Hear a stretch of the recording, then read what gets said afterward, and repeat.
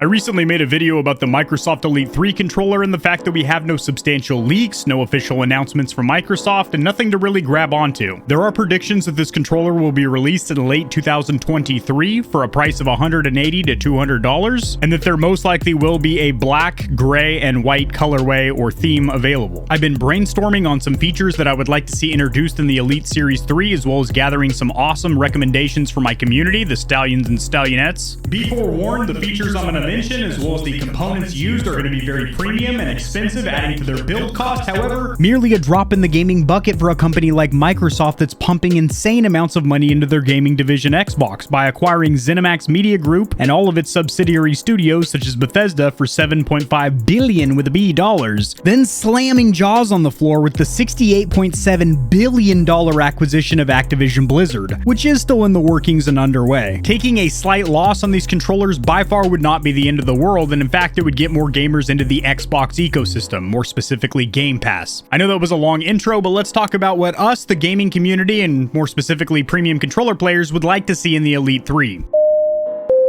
This is your controller captain. We've reached 6,900 feet. Go ahead and start flicking the sticks and mollywopping the back paddles. You don't like back paddles? How about those rear buttons? We've tested almost 100 custom and premium controllers, and we're only at the beginning. You need a thumbstick guide or tutorial on how to overclock your controller? Check out the controller playlist. Bing bong. Controller captain out. So first of all, one feature that we know for 110% fact the Elite 3 is going to have is a share button. It comes standard on the Series S and X controllers, and it is a very convenient feature. You just busted a 360 no-scope, slide cancel, frag bang, wall smack, deluxe kill. Instead of having to press the Xbox button and then a concurrent face button to save a screenshot or a video, you just press for a screenshot, hold down for saving the video clip, maybe double tap to start a recording. It's a lot easier and more convenient. The most important feature I would like to see implemented on the Elite 3 would be some type of Hall effect magnetic thumbsticks, rather than the traditional carbon thumbsticks we see with Alps that has been sourced for Xbox controllers, PlayStation controllers, Nintendo Switch. Virtually all third-party controllers are using Alps or some variation of the sort, which is a very, very rudimentary, outdated mechanism that is almost indefinitely, indubitably going to get stick drift. Whether it happens 4 months or 4 years down the road, these controllers get stick drift. However, controllers like the SteelSeries Stratus Duo, which I recently reviewed, use magnetic Hall effect sensors, and basically that breaks magnet connectivity, and that's what registers the movement on the thumbsticks, as opposed to grinding down a wall of carbon, which happens on a traditional thumbstick every time you move the sticks. Not to mention, those are not very sealed modules, and it is very easy to get dust, debris, pet hair, skin dander inside those, so if you don't store it inside of a carrying case, which most people don't, you can get stick drift just from having your controller sit out on your coffee table. Not to mention, magnetic triggers generally feel better, they glide smoother, there's smaller dead zones, they're more accurate, they're more responsive, they're just better thumbsticks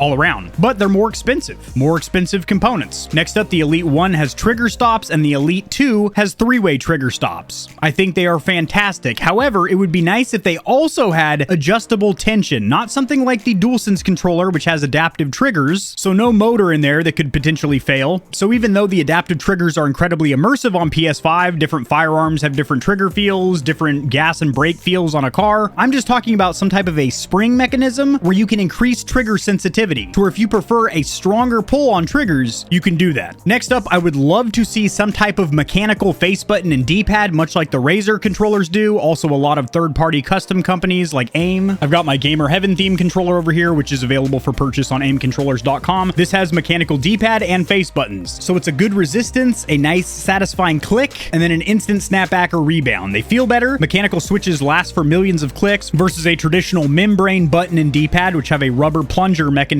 underneath there, and they get jammed up. Sometimes they get stuck in, or they just stop registering. Mechanical buttons respond faster to your input, are more reliable, and just feel better on the fingertips. I'd like to see it implemented. Next up, I would like to see a built-in microphone. We have that on the DualSense controller, so if your headset dies, you're still calmed up with your friends in Discord. You can also use it to navigate the user interface inside your console, search for things on Netflix, search for YouTube videos. Maybe you're looking for your favorite controller review from Gamer Heaven from 9 months ago, and you just want to talk to your controller controller. Instead of typing it in, there should be a built-in microphone. Next up would be wireless charging, even if you have to pay for an additional dock, just to make use of the wireless charging feature. Obviously, you'll still be able to use the USB-C plug, but if you want to use wireless charging, having the option available. Now, keep in mind the Elite 2 does have a carrying case that has a little charger dock in it, but you have to run a USB-C cable through the back of that, sit it just right in there for the 4 prongs to make contact. I'm just talking about wireless charging. Throw it on a pad and walk away, and it's charging. That'd be great. Next up, I love the adjustable resistance on the thumbsticks. You do have 3 settings on the Elite 2. No adjustment on the thumbsticks with the Elite 1. You have a little metal tool that lets you change the resistance that's required on each thumbstick. I would like to see a little bit more resistance, because at its tightest or highest setting, it's still not very heavy. There are other companies like Battle Beaver and Evil controllers that offer 200 gram and more increased thumbstick sensitivity. I would like a little bit more resistance on the thumbsticks. Next up, I would like to see them ditch the traditional rumble force vibration motors, which are sloppy and they give you vibration, but that's about it, and replace it with some type of haptic feedback. The Nintendo Joy-Cons have haptics. Granted, they're pretty trash. The PlayStation 5 DualSense has an amazing suite of haptic vibration that is very immersive and can simulate hundreds or even thousands of different effects. I'll have on screen right now a disassembly video I did of a PS5 controller showing you the physical difference, the visible difference between traditional rumble force motors and haptic feedback engines. Next up, if you're plugging a headset into the bottom of the controller via that 3.5mm headphone jack, a lot of times you will hear a whirring, a buzz, some kind of interference or humming noise. If they could use a more premium headphone jack that will give you a clean audio out to your headset, that'd be great. Last but not least, this is completely optional. This isn't make or break for me. This isn't a huge deal, but it would be nice if they included it, and that is some type of a magnetized faceplate that pops off so you can get several different themes and not have to buy an entire controller or hydro dip the shell yourself. You just pop off the front plate, which would also be easier to get access to the inside of the controller if you need to adjust something, troubleshoot, or fix something like stick drift or a stuck face button. Being able to pop off that front shell magnetically. Not to mention you could buy $15 or $20 shells as opposed to buying a $180 custom themed Elite controller. Lastly, and most importantly, I hope that they have more attention to detail when it comes to QC or quality control with these expensive controllers leaving the factory. The reason I say this is there is a huge track record of broken bumpers, stick drift, and stuck face buttons on the Elite Series 1 and 2. Granted, this is one of the best, if not the best selling premium controller of all time, as it is a licensed first party from Microsoft controller that is sold in all major retailers, marketed heavily from Microsoft, and integrates with the Xbox perfectly and seamlessly like a normal Xbox controller. They've sold hundreds of thousands of units of these controllers, so statistically, if 5% of Elite owners have an issue with their controller, that's a bigger issue on paper than a controller like the Stratus Duo, which might have sold 6,000 units. 5% of their user base is much smaller numbers. That's why we hear a lot more complaints about the Elite, because so many people have them. There is no denying that Microsoft treats their Elite controllers the same way on the assembly line as their standard Xbox One and Series controllers. They have virtually the same face buttons, and the internals are almost identical. Granted, the Elite 2 does have a built-in battery and a slightly different PCB or printed circuit board. 80% of the internal components are virtually identical to what you'll get in a standard $45 on Amazon Xbox One or Series controller. This is to minimize their production costs and maximize their profits. Most likely, Microsoft will have to taper back a little bit on their earnings for the Elite Series 3 in order to give us a more premium controller with better build quality and better long-term reliability by using better, more premium components that, sure enough, cost them more to build, like magnetic thumbsticks instead of carbon-based thumbsticks. Notice I didn't say anything about the 3-way trigger stops or the rear paddle system. The paddles are virtually perfect on the Elite 2. The Elite 1 needed some work. They were a little bit too long, too far off the rear shell, and they had a bit of a squishy mechanism when you're activating those rear buttons. The Elite 2 remedied all those. I have no complaints. They're magnetized. You take them off if you don't need them. If you just want to play with 2 paddles or 1 paddle, and they feel almost perfect. Ergonomically, they're right where your hand wants to naturally sit, and you can cover all 4 of them simultaneously. But they have enough resistance that you don't accidentally actuate them. So I hope they don't really do much with the paddle system, because it's chef kiss. These are just my unlocked thoughts on the Elite Series 3 and what I would like to see, but I do want to hear your opinion, because I guarantee that you Stallions and Stallionettes probably have some really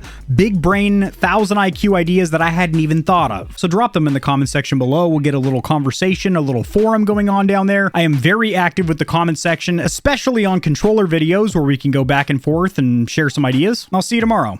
Peace. If you enjoyed the video, liking it helps it to get seen by more gamers. This information will reach and assist them as well, which in turn helps me grow this little channel, which I do greatly appreciate. Subscribe for more content like this. I cover news in the gaming community and industry, tutorials helping you get set up streaming and YouTubing, as well as honest gaming product reviews, keyboards, mice, headsets, controllers, mics, chairs, etc. There are some hefty exclusive discount codes found only in the description of my videos and only for the audience here at Gamer Heaven. Check out Into the AM for some of the sickest looking and most comfortable cloth to ever grace my gaming giblets. If you don't want to be scorching your corneas with harmful blue light, check out Gamer Advantage, the only blue light glasses on the market that look sexy and actually work. If you're looking for a custom controller that'll blow the competition's tits back, AIM definitively has the best bang for buck or price to performance when it comes to Xbox, PlayStation, and Switch controllers. Nope, they don't do Switch, but they do gaming mice. I said doo-doo. I have links to all my other platforms and socials in the description below. If you need a quick laugh or blast of gamer adrenaline, check my short form videos out at TikTok. To get in touch with myself and the Stallions and Stallionettes of Gamer Heaven, join the community Discord, and check me out at twitch.tv where I go live every other leap year on a blue moon if it falls into an odd calendar number, and my pH balance is on point. Just kidding, starting June I'm going to be live streaming a lot. Thanks for watching. This has been AK40 Kevin hosting Gamer Heaven, and I'll see you tomorrow because I upload daily. All the time. 60% of the time.